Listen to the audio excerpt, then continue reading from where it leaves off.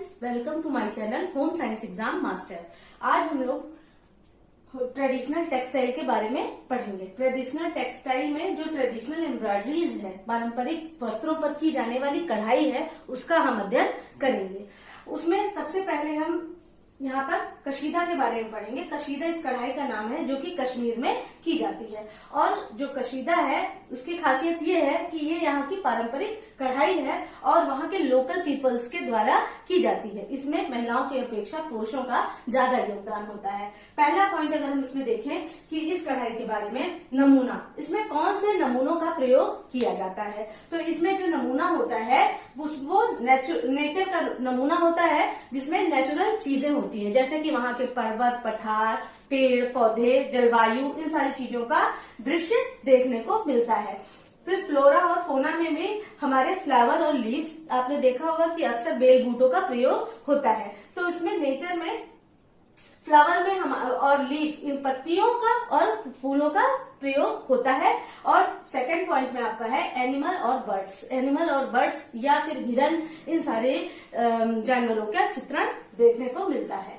फिर अगर हम बात करते हैं वस्त्र की अगर हम बात करें तो वस्त्रों में जिनके ऊपर की कढ़ाई की जा रही है, या तो वो वूलन होंगे या सिल्क होंगे। ज्यादातर इन्हीं दो वस्त्रों के ऊपर एम्ब्रॉयडरी की जाती है। और एम्ब्रॉयडरी के लिए विशेष प्रकार के धागे, ये नहीं कि किसी भी थ्रेड से नहीं किया जाता, ये अनट्विस्टेड यार्न होते हैं जिनसे इनका कढ़ाई की जाती है।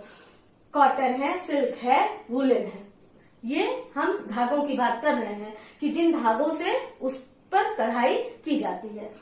थर्ड है आपका टांके, मतलब किन टांकों का प्रयोग किया जाता है। सबसे पहले बात करें जो कि हमें अक्सर देखने को मिल जाती है अगर हम कश्मीरी शॉल्स लेते हैं, तो chain stitch, running stitch, stem stitch, darning stitch. आपका डार्निंग जो है ये रफू वाली स्टिच है, जैसे रफूगर रफू करते हैं उस तरह की स्टिच, बहुत ही महीन काम होता है इसमें। Darning stitch, satin stitch, hook and आरी स्टिच। यहाँ पे ये सारी स्टिचेस कॉमन स्टिचेस हैं। मैं बाद में स्टिचेस का भी जब अध्ययन कराऊंगी तो मैं आपको ये बताऊंगी कि किस किस प्रकार की स्टिच किस तरह से की जाती है और उसकी क्या विशेषता होती है। फिर हम यहाँ देखते हैं हुक एंड आरी स्टिच। जो ये हुक एंड आरी स्टिच है, ये एक विशेष प्रकार की एम्ब्रॉयडरी है। ये एक विशेष प्रकार की निडल का नाम है और इसी निडल की वजह से ये एम्ब्रॉयडरी फेमस है। तो ये हमारी कुछ फंडामेंटल पॉइंट्स हैं जो कि आपकी एम्ब्रॉयडरी के लिए हैं। स्टाइल ऑफ एम्ब्रॉयडरीज, मतलब कि जो एम्ब्रॉयडरी, कशीदा तो मेन एम्ब्रॉयडरी है, लेकिन उसके अंतर्गत छोटी छोटी एम्ब्रॉयडरीज हैं जो मिल करके कशीदाकारी का निर्माण करती हैं। तो उसी के अंतर्गत सबसे पहली है हमारी आरी। आरी कढ़ाई के बारे में पूछा जाता है। तो आरी अक्सर इस तरह से प्रश्न आते हैं। अक्सी किससे संबंधित है, चिनार काम किससे संबंधित है, समोवर किससे संबंधित है। आपको दे दिया जाएगा कशीदा, कसूती और वो चिकनकारी, ये इस तरह से पूछा जाएगा। तो अगर आप इसके अंतर्गत इस पॉइंट्स को जानते रहेंगे तभी आप उसको जान पाएंगे। यूजीसी नेट पे इस तरह के क्वेश्चन बहुत पूछे जाते हैं, आपके टीजीटी पीजीटी में भी आता है। और यहाँ पर ये तो बहुत ही जानना इम्पोर्टेंट है क्योंकि ऊपर से कशीदा हम सभी लोग पढ़े हुए हैं, सभी जानते हैं कशीदा कश्मीर का, लेकिन डायरेक्ट क्वेश्चन नहीं आते हैं। क्वेश्चन का लेवल अब टफ होता चला जा रहा है। तो इसलिए इसके अंतर्गत जितने आते हैं मैंने उनके यहाँ नाम मेंशन कर दिए और मैं उनकी जो कैरेक्टरिस्टिक है वो बताते हुए चल रही हूँ। तो आप लोग अपनी कॉपी में नोट डाउन करते हुए चलिए। आरी जो है, इसमें हुक और आरी दोनों का प्रयोग किया जाता है। हुक और आरी। आप ये सोचेंगे कि कोई ये दो तरह की चीज है क्या? नहीं, ये दो तरह की चीज नहीं है। ये एक ऐसी निडल है जिसमें ऐसे हल्का सा हुक होता है लास्ट में, और ये क्या करता है, ये कपड़े पे पेनिट्रेट करता है, मतलब कपड़े के अंदर घुसता है और जब निकलते हुए वहां पे धागा लेकर के निकलता है। तो इस तरह से जो स्टिच होती है वो पड़ती हुई चली जाती है। तो इस तरह से आरी एंड हुक का प्रयोग होता है। ये एक विशेष प्रकार की, कभी प्रश्न में आ जाए कि आरी क्या है या आरी और हुक क्या है, तो आप इस चीज को बता पाएंगे कि आरी और हुक क्या है, एक निडल है। और इसकी विशेषता ये है, इससे किस स्टिच का प्रयोग होता है, इसमें आपका चेन स्टिच का प्रयोग होता है। Chain stitch. चेन स्टिच का प्रयोग होता है। फिर दूसरे नंबर पे हमारी आती है अक्सी। अक्सी क्या है? अक्सी भी ये इसी जिस तरह से आरी इसी के अंतर्गत है, उसी स्टाइल ऑफ एम्ब्रॉयडरी में, वैसे ही ये भी एक स्टाइल है अक्सी। अक्सी का मतलब है कि ये इसमें जो निडल है और जो थ्रेड है वो इतना ज्यादा महीन काम किया जाता है कि ऐसे ताने और बाने के बीच से ही धागा, मतलब अंदर से ही धागा निकल जाता है। और वो जो कढ़ाई जब उठाते हैं तो ऊपर तो कढ़ाई होती ही होती है और साथ में उल्टी साइड भी कढ़ाई। आपने ऐसा अक्सर देखा होगा शॉल्स में क्या होता है, कुछ शॉल्स ऐसी होती है ना जो काफी कॉस्टली होती है कि उसको दोनों साइड से हम यूज करते हैं, कभी आगे से और कभी पीछे से। तो उसकी खासियत यही होती है, उसमें अक्सी कढ़ाई का यूज होता है। इसी को हम दो रुखी मतलब जिसका दोनों तरफ रुख हो। हाँ, दो रुखी के नाम से भी इसको जानते हैं, मतलब दोनों तरफ से। हाँ, और इसको ये दो रुखी, और इसमें कौन सी स्टिचेस का प्रयोग होता है, तो इसमें हमारी साटिन स्टिच,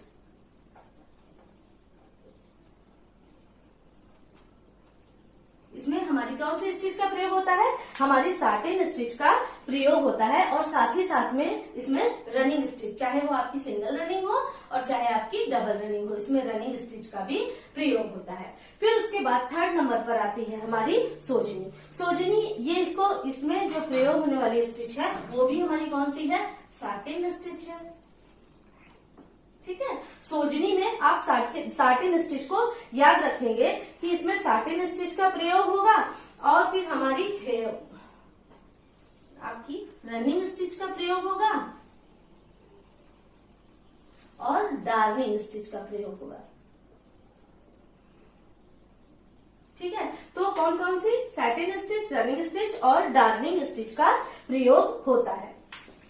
इसी को हम स्टम्प्स पर भी करते हैं। तो सोजनी जो है ये भी एक स्टाइल ऑफ एम्ब्रॉयडरी है। उसके बाद कश्मीरी काउचिंग। कश्मीरी काउचिंग क्या है, कश्मीरी काउचिंग में जो काउच पहनते हैं उसके ऊपर जो कढ़ाई की जाती है उसमें भी, और वैसे इसका जो मेन मोटिव है वो ये है कि कढ़ाई उसी कलर के कपड़े से की जाती है, मिलते जुलते उसी कलर के या उसके मिलते जुलते कपड़े से, धागे से की जाती है। तो वही हमारा काउचिंग का मेन जो एम है वो इस तरह का है। और जो काउचिंग करते समय उसमें सुई को अंदर पेनिट्रेट ना करते हुए उसके सरफेस पे ही धागे को हम क्या करते हैं, बिछाते हैं और हम लोग उसी धागे से उसको होल्ड करते हुए जाते हैं। तो ये कौन सी कढ़ाई होती है, ये कश्मीरी काउचिंग होती है। फिर नेक्स्ट आती है आपकी शालदार कढ़ाई। ये शालदार कढ़ाई ये क्या होता है, ये हमारी शॉल्स पर और साड़ी के बॉर्डर्स पर भी आपको देखने को मिलती है। उसके बाद चिनार काम। चिनार काम जो है ये क्या है, ये बहुत ही ज्यादा घनी कढ़ाई है, मतलब कि बहुत ही ज्यादा जटिल कढ़ाई होती है और इसको करने में बहुत ही ज्यादा मेहनत लगती है। फिर उसके बाद ये अक्सर आपको प्रकृति में पेड़ पौधे के लिए ज्यादा यूज करने के लिए, देखने के लिए मिलेगी। फिर उसके बाद हमारा आता है समोवर। समोवर में भी जटिल फूल पत्तियों का काम होता है। समोवर भी किसके लिए जानी जाएगी, जटिल फूल पत्तियों के लिए जानी जाती है। नाला जाल। नाला जाल ये नाम से उतना आपको लगेगा कि नाला जाल क्या है, लेकिन नाला जाल कुछ नहीं है, ये आपकी नेक लाइन और आपका जो फ्रंट एरिया है सूट का, उसके ऊपर जो पूरी कढ़ाई की जाती है वो कौन सी कढ़ाई के अंतर्गत आती है, वो हमारे नाला जाल के अंतर्गत आती है। और इसी के साथ में ही जब ये हमने ये कर लिया, ये हमारा हो गया, फिर उसके बाद एक होता है नमदा, कभी कभी एग्जाम में पूछ लिया जाता है। एक होता है गलीचा और एक है आपका फिरन। ठीक है, तो नमदा। नमदा क्या है, नमदा कुछ भी नहीं, कॉटन या सूत या वूलन वस्त्रों को जब फेल्ट विधि के द्वारा, इसको फेल्ट मतलब कि जमाया जाता है, फेल्ट विधि के द्वारा इनका निर्माण किया जाता है। गलीचा भी अगर देखा जाए तो दोनों मिल करके एक कारपेट है जिसको हम लोग कारपेट की तरह यूज करते हैं। जमीन पर मोटी गद्दीदार चीज होती है, उसी को हम नमदा और गलीचा। और इसके लिए जो हमारे रफ वूल होते हैं, क्योंकि कश्मीर में तो पूरा ऊन का काम ही होता है, तो इसलिए उसमें जो रफ वूल्स होते हैं, जो अच्छी क्वालिटी के वूल्स नहीं होते हैं, उनसे नमदा और गलीचे का निर्माण किया जाता है। और एक होता है फिरन, एक है चोंगा। चोंगा। हाँ, चोंगा भी इस तरह से जो आपका फिरन है, आपने कश्मीरी जब भी आप मूवीज देखेंगे या कश्मीर का चित्रण देखते हैं तो एक ढीला ढाला वस्त्र जो ऊपर से नीचे तक पहना जाता है वो फिरन, उसको हम फिरन कहते हैं। या कभी कभी प्रश्न कई बार पूछा है कि फिरन किस प्रदेश से संबंधित है या कहाँ का वस्त्र है, तो इसमें आपका ये आ जाएगा। चोंगा भी इसी प्रकार का वस्त्र है, ऊपर से पूरा नीचे तक ऐसे लूज लूज पूरा कपड़ा होता है। तो यहाँ पर हमने स्टाइल ऑफ एम्ब्रॉयडरीज पढ़ी।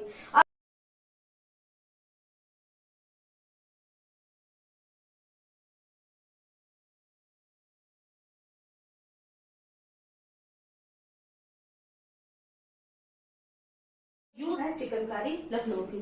लखनऊ में चिकनकारी का प्रयोग हुआ और ये मुगल काल की, इनका जो जनक है मुगल काल की जो नूरजहां बेगम, जहांगीर की पत्नी नूरजहां बेगम ने इसका आविष्कार किया और उन्होंने एक कॉन्सेप्ट दिया व्हाइट ऑन व्हाइट। जो सबसे पहले जो ट्रेडिशनल जो चिकनकारी की बात करें तो पहले सिर्फ व्हाइट थ्रेड्स का यूज होता था और व्हाइट जो कपड़े होते थे वो भी व्हाइट ही रहते थे। तो यहाँ पे सफेद मलमल को हम तंजेब के नाम से जानते हैं। ये छोटे छोटे से पॉइंट्स हैं जो कि आपको एग्जाम में पूछ लिए जाते हैं कि तंजेब क्या है।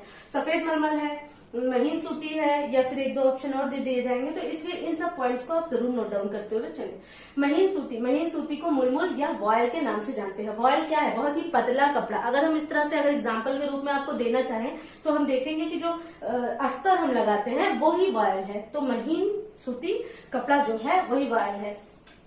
और व्हाइट ऑन व्हाइट का कॉन्सेप्ट किसने दिया? नूरजहां बेगम ने दिया। और ये मुगल काल की के जो एक इम्परर थे जहांगीर, उनकी वाइफ थी। और व्हाइट कपड़े पे ही व्हाइट थ्रेड से जो कढ़ाई होती थी तो वो बहुत ही देखने में सुंदर लगती थी। फिर शैडो वर्क की हम बात करें, उसमें शैडो वर्क जो होता है, आगे अभी हम शैडो वर्क को आपको हम डिस्क्राइब करेंगे। उसके बाद टांकों की बात करें, टांके कौन से इसमें यूज होते हैं? तो टांके में इसमें chain stitch, herring bone stitch, button whole stitch और फ्रेंच स्टिच का प्रयोग होता है। चिकनकारी के अंतर्गत स्टाइल ऑफ एम्ब्रॉयडरी में जिसका प्रयोग किया जाता है उसमें सबसे पहला है हमारा जाली वर्क। जाली वर्क में हम, नाम से स्पष्ट होता है जाली मतलब छेद होना किसी चीज में, तो उसमें अगर छेद हो गया है तो छेद उसका किसी चीज से किया जाएगा ना, तो उसके लिए एक विशेष प्रकार की नीडल होती है, व्हाइट ब्लेंडेड नीडल होती है, कि जिसका मुंह क्या होता है, चौड़ा होता है और उसको कपड़े में पेनिट्रेट कर दिया जाता है और वो उसमें जाकर के अंदर एक होल बनाती है। इसीलिए वहां पे जो स्टिच का भी यूज होगा, तो कौन से स्टिच का यूज होगा? बटन होल स्टिच का यूज होता है। दूसरा है हमारा तिपची। तिपची में लॉन्ग रनिंग स्टिच का प्रयोग होता है, मतलब लंबी लंबी जो हमारी बखिया होती है वो लंबी लंबी चलती है, तो उसमें लॉन्ग रनिंग स्टिच का प्रयोग होता है और ये कपड़े के फ्रंट साइड पर बनाई जाती है, सीधी तरफ बनाई जाती है। और ये जो हमारा मोटिफ है, जो हमारा नमूना है, उस नमूने की आउटलाइन के लिए इसका प्रयोग होता है। जैसे कि ये फ्लावर है, अगर फ्लावर यहाँ पे बना दिया हमने, तो इसकी जो ये आउटलाइन है इसके लिए इसका प्रयोग, तिपची का प्रयोग किया जाता है। फिर नेक्स्ट है हमारा मुर्री। मुर्री क्या है? ये एक महीन चावल के दाने के आकार का, मतलब कि ये एक पैटर्न है और इस पर क्या होता है, इसका जो यूज करते हैं, जो जटिल पैटर्न होते हैं, जो कठिन पैटर्न होते हैं, उस पर मुर्री कढ़ाई का इस्तेमाल किया जाता है। नेक्स्ट है हमारा शैडो स्टिचिंग। शैडो स्टिचिंग क्या है? ये कपड़े के हमेशा रॉन्ग साइड में की जाती है, मतलब उल्टी तरफ की जाती है। अगर हम कपड़े की उल्टी तरफ स्टिचिंग करेंगे और उसका भी आउटलाइन अगर इस तरह से, आपने चिकनकारी देखी होगी तो देखा होगा इस तरह से आता है और पीछे के साइड में ऐसा क्रॉस, तो ये कौन सी स्टिच है? ये हेयरिंग बोन स्टिच है, जो क्रॉस हो रही है, ये हमारी हेयरिंग बोन स्टिच है। और ये जो ये वाली है, ये हमारी चिकनकारी वाली जो शैडो वर्क के ऊपर जो स्टिच आती है वो आती है। तो यही क्या है? ये शैडो वर्क है। ये छाया कैसे देता है? क्योंकि जिस कलर से हम पीछे कर रहे हैं वो कलर क्या होता है? लाइट हो जाता है, और जो ये कलर ऊपर आ रहा है ये क्या है? ये डार्क कलर हो जाता है। तो ये कपड़े के उल्टे साइड पर की जाती है और देखिए सीधे साइड पर जाती है, ठीक है। फिर उसके बाद जंजीरा। जंजीरा आप सभी जानते हैं, जंजीरा क्या है? चेन स्टिच है ना। तो ये चेन स्टिच है, ये पत्तियों, इसका भी प्रयोग पत्तियों की आउटलाइंस या फ्लावर की आउटलाइंस के लिए किया जाता है। फिर है यहाँ पे हुल। हुल क्या है? हुल आइलेट, इसमें आइलेट स्टिच का प्रयोग किया जाता है। हुल में क्या किया जाता है? आइलेट स्टिच का प्रयोग, आइलेट, ठीक है, इसको आप लोग नोट कर लीजिएगा। हुल के लिए कौन सी स्टिच है? Eyelet stitch. हुल में आइलेट स्टिच का प्रयोग किया जाता है और इसका प्रयोग फूलों के नमूने पर किया जाता है। नेक्स्ट है आपका फंदा। फंदा में क्या है कि ये दाल के शेप का एक आकार होता है, उस तरह की कढ़ाई, मतलब कढ़ाई करने पर दाल का जैसा शेप होता है हमारा, उस तरह का शेप फंदा में आता है। यह भी फूलों एवं अंगूरों के बेलों में, आपने देखा होगा ना इस तरह, ये क्या है? ये बेल है ना, तो मतलब जैसे अंगूर का गुच्छा है तो उसके साथ में ये वाइन्स होती हैं, उनके लिए फंदा मतलब कढ़ाई का इस्तेमाल किया जाता है। और उसके बाद आता है हमारा राहेत। राहेत के अंतर्गत ये भी एक सिंगल स्टिच टेक्निक है, मतलब इसमें सिंगल स्टिच की जाती है, डबल स्टिच नहीं होती है, इसमें सिंगल रनिंग स्टिच, इसमें डबल रनिंग स्टिच। तो इसमें राहेत में क्या होता है? सिंगल स्टिच का प्रयोग करते हैं, सिंगल रनिंग स्टिच का प्रयोग करते हैं, सिंगल रनिंग स्टिच का प्रयोग किया जाता है। और इसके साथ साथ कभी कभी डबल रनिंग स्टिच का भी प्रयोग करते हैं। जो हमारी ये राहेत है, ये क्या है? ये हमारी प्लांट की स्टेम बनाने के लिए काम में आती है। उसके बाद हमारा नेक्स्ट है कील कंगन। कील कंगन, कील कंगन में क्या है कि फूल एवं उनकी पंखुड़ियों के लिए भी कील कंगन का इस्तेमाल किया जाता है। इसमें क्या, इसमें जो इसकी जो कढ़ाई है वो इस आकार की आएगी, जैसे छोटी छोटी सी आती है, जैसे छोटी है तो वो कील की तरह उभरी उभरी सी दिखाई देती है। उसके बाद जो ये खटुआ कढ़ाई है, यहाँ पर आप लोगों को शायद दिख नहीं रहा होगा, मैं यहाँ पे इसको नोट कर देती हूँ।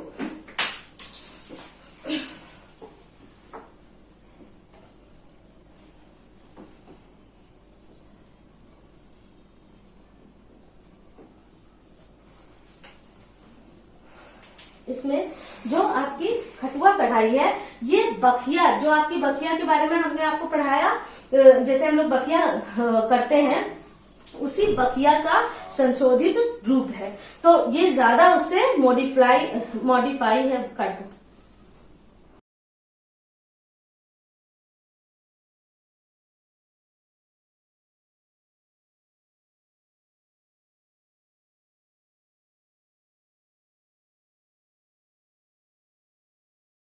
मृदंग एवं फूल पत्ती, जो ये बॉर्डर है फूल पत्ती वाला, उसके बीच में ढोल मृदंग का प्रयोग बजाती हुई महिलाओं का यहाँ पे चित्रण किया जाता है। वो खास जो है, इसमें जो लॉर्ड कृष्णा है, उनकी जीवन लीला या रास लीला का भी वर्णन देखने को मिलता है। वैसे जो इसका जो यूज इसका क्या है? इसका यूज पूजा की थाली को ढकने के लिए, प्रसाद को ढकने के लिए, इस चीज के लिए मेनली इसका इस्तेमाल किया जाता है।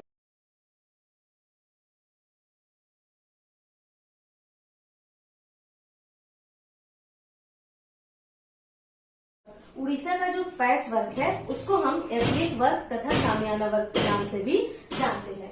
उड़ीसा में किया गया वर्क इसलिए प्रसिद्ध है क्योंकि इसमें रंगीन कपड़ों को जोड़ जोड़ करके सफेद वस्त्र के ऊपर लगाया जाता है, और यही क्या है, उड़ीसा के एप्लिक वर्क की पहचान है। इसमें हम लोग कौन से वस्त्र का प्रयोग करेंगे? इसमें हम लोग जो वस्त्र का प्रयोग करते हैं, पहला नंबर हमारा आता है कॉटन। इसमें हम क्या करते हैं? कॉटन के वस्त्रों का प्रयोग करते हैं। और दूसरा क्या है? आर्गंडी के वस्त्रों का भी प्रयोग किया जाता है।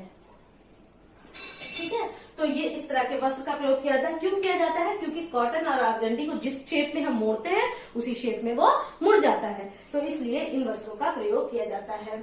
और आपको ये भी बता दूं कि जितनी भी आज हम लोग एम्ब्रॉयडरी पढ़ेंगे, वो सारी एम्ब्रॉयडरी जब कंप्लीट होगी तो उसके बाद आपके पास एक स्लाइड आएगी। उस स्लाइड में उसका पिक्चर दी हुई होगी, जिससे कि आप उसको देख करके रिलेट कर पाएंगे और आपको याद करने में भी आसानी रहेगी। चाहे तो आप उसका स्क्रीनशॉट भी लेकर के रख सकते हैं, या फिर अपनी समझ बनाने के लिए मुझे ये अच्छा लगा, क्योंकि जब भी हम कोई एम्ब्रॉयडरी हम लोग पढ़ते हैं तो हम लोग सोचते हैं ये दिखती कैसी है, तो हमने उसका वहां पे उसका चित्र हमने दे दिया है। और वो आपकी वीडियो जैसे हमने स्टार्ट किया चिकनकारी कैसी होती है, तो चिकनकारी जब हम फिनिश करेंगे तो उसके बाद वो स्लाइड आएगी आप लोग वैसे आप लोग देख रहे हैं तो उससे पहले आपके आ गई होगी, तो मैं आपको यहाँ पे क्लेरिफाई कर दूं कि वो जो स्लाइड आ रही है वो इन्हीं क्या है, जैसे उड़ीसा का पैच वर्क है तो उसकी स्लाइड आएगी। ओके, फिर उसके बाद नेक्स्ट हमारा आता है फूल पत्ती का काम। अब फूल पत्ती के काम में ये कहाँ की है, फूल पत्ती का काम जो है हमारा, फूल पत्ती का काम ये अलीगढ़ की है कढ़ाई। इसमें कुछ ज्यादा नहीं है तो इसलिए मैं आपको बताती हूँ कि फूल पत्ती का काम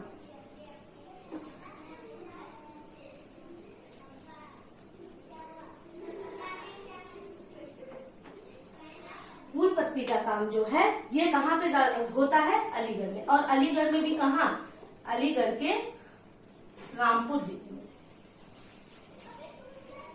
अलीगढ़ के रामपुर जिले में फूल पत्ती का वर्क होता है। जो फूल पत्ती का वर्क है उसको ये भी एक तरह की एप्लिक ही है, उसको हम क्या करते हैं, उसको अप्लाई करते हैं दूसरे कपड़े पर। तो फूल पत्ती के काम में इसमें दो चीजें हैं और बहुत ज्यादा इसमें कुछ है नहीं जानने लायक, सिर्फ आपको मालूम होना चाहिए कि फूल पत्ती का काम कहाँ का है, वो अलीगढ़ का है। अलीगढ़ कहाँ पड़ता है, यूपी में। हाँ, यूपी में ये अलीगढ़ पड़ता है, वहां पर फूल पत्ती का काम होता है। उसमें दो तरह की पत्तियां होती हैं, एक होती है हमारी छोटी पत्ती का काम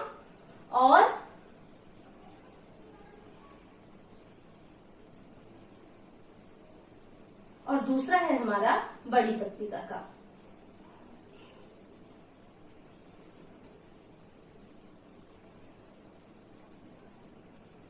छोटी पत्ती का काम और बड़ी पत्ती का काम। छोटी पत्ती का यूज हम कहाँ करेंगे, छोटी पत्ती का यूज हम लीव्स के लिए करते हैं, जो कि इस तरह डायमंड शेप की होती है। तो इसके लिए, किसके लिए, लीव्स के लिए हम छोटी पत्ती का काम का प्रयोग करते हैं। और बड़ी पत्ती का काम जो है वो अक्सर थोड़ी बड़ी डिजाइन को देने के लिए, बड़े कपड़े को हम क्या करते हैं, थोड़ा बड़े बड़े शेप में काट करके उसमें जैसे फ्लावर का यूज करते हैं। और साथ ही साथ में इसमें कुछ ज्योमेट्रिकल डिजाइन को भी हम एप्लिक वर्क में यूज करते हैं। तो इस तरह से हमारा उड़ीसा के पैच वर्क के साथ ये 5वां पॉइंट है फूल पत्ती का काम, जो कि कहाँ होता है, हमारे अलीगढ़, यूपी के अलीगढ़ में इसका काम होता है। जो नेक्स्ट है वो हमारा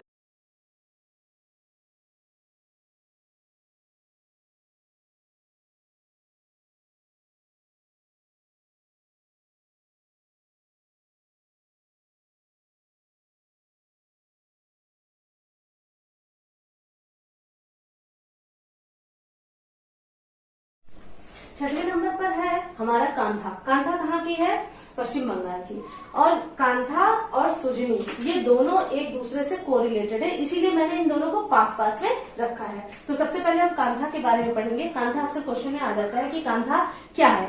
तो वेस्ट मटेरियल से बना हुआ ये मतलब वेस्ट मटेरियल को यूज किया जाता है और यूज करके एक विशिष्ट प्रकार की एम्ब्रॉयडरी या एक विशिष्ट प्रकार का आपको वस्त्र तैयार किया हुआ मिलता है।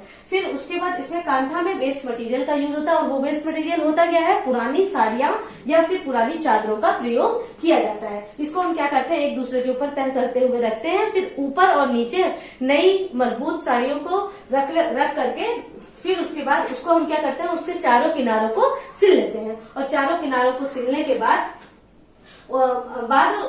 उसके बीच में किनारे किनारे उसकी किनारी बना लेते हैं और उसके बीच में जगह खाली रखते हैं, जहां पे हम क्या कर कुछ ऐसी वहां का जो मोटिव्स है वो ऐसा है, कुछ पौराणिक जो कथाएं हैं उनको व्यक्त करने वाला होता है। और उसमें कौन सी स्टिचेस का प्रयोग करते हैं, यहाँ पे स्टिच का नाम है आपका रनिंग स्टिच है और सैटिन स्टिच है। तो इसमें किसका प्रयोग करते हैं, रनिंग स्टिच और सैटिन स्टिच का प्रयोग करते हैं। और इसका यूज हम क्या करते हैं, जमीन पर बिछाने के लिए दरी के रूप में या मोटी गद्दी के रूप में इसका प्रयोग किया जाता है। उसी प्रकार से 7वें नंबर पे हमारी आती है आपकी, 7 नंबर पे है आपकी सुजनी, बिहार की। मतलब सुजनी जो है वो बिहार की एक एम्ब्रॉयडरी है। वो ये भी बिल्कुल सेम ऐसी कांथा की तरह की ही संरचना है, जो कि बिहार में इसको गुदड़ी के नाम से भी जाना जाता है और इसको कांथा बिहार के नाम से भी जाना जाता है। हमने आपको बताया था ना कि ये कांथा और सुजनी लगभग एक तरह की है, लेकिन इसमें थोड़ा सा अंतर ये आता है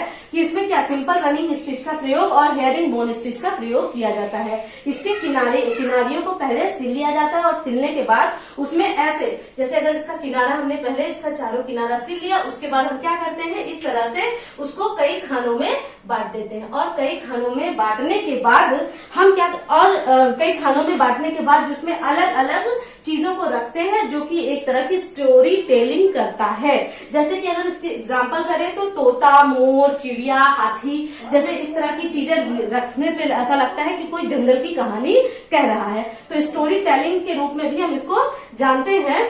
और इसमें जो वेस्ट मटेरियल, जो इसमें साड़ी है या फिर पुरानी चादरें हैं, जो कुछ भी है वेस्ट मटेरियल, उसी के बॉर्डर, साड़ी के बॉर्डर से ही धागा निकालकर उसी से सिलाई की जाती है। ये इसकी विशेष बात है। तो आप कांथा पश्चिम बंगाल और सुजनी बिहार एक दूसरे से कोरिलेट करके याद कर सकते हैं। दोनों ही जो कढ़ाई है आपकी वो क्या है, दोनों ही कढ़ाई आपकी वो वेस्ट मटेरियल से होने वाली है।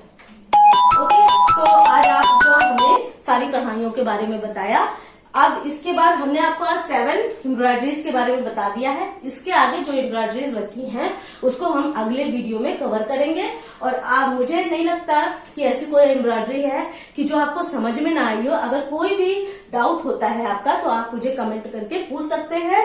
और ये लगता है मुझे कि आपको बिल्कुल क्लियर हो गया होगा। और जो आगे, इसके आगे जो आपकी कढ़ाइयां जो बच रही हैं जैसे कसूती वगैरह है, वो सब भी हम अगले वीडियो में कवर करेंगे। तो फिर बताइए कि ये वीडियो आपको कैसा लगा। मुझे लाइक करें, कमेंट करें, शेयर करें। Okay, thank you.